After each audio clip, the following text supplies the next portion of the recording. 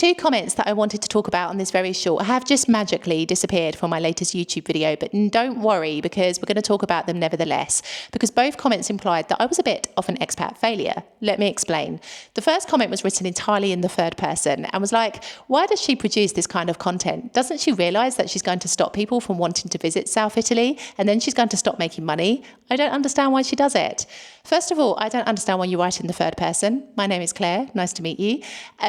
I produce this kind of content because I want to better educate my audience, my viewers, of what life is really like here in South Italy, because I truly believe that if you want to move somewhere, you deserve and ought to know the good, the bad and the ugly about that place so that you can make an informed decision as to whether or not it is the right move for you.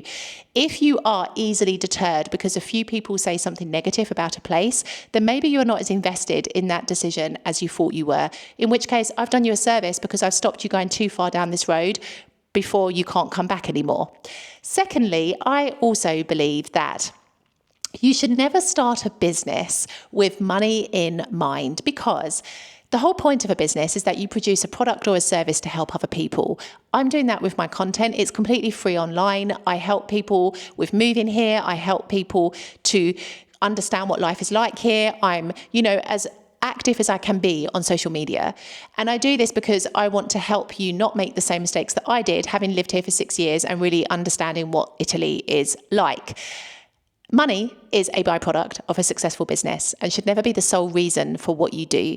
And if it is the sole reason for what you do, then sadly you are going to end up forgetting about your clients, forgetting about the quality of your work, and ultimately forgetting about what you stand for.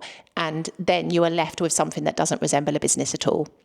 Now, the second comment that I received blatantly said that I was an expat failure and basically couldn't understand why I would criticise a country that I had chosen to move to. So it's the same rhetoric that I've heard before in previous comments, but this time it basically said that if I was an expat failure, I should probably go back home.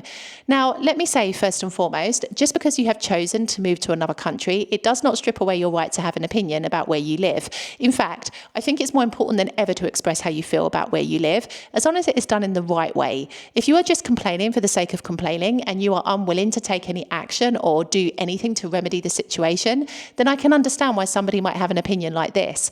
However, the ironic thing is that comment was posted on the video where I talk about the pros and the cons of living in Sicily.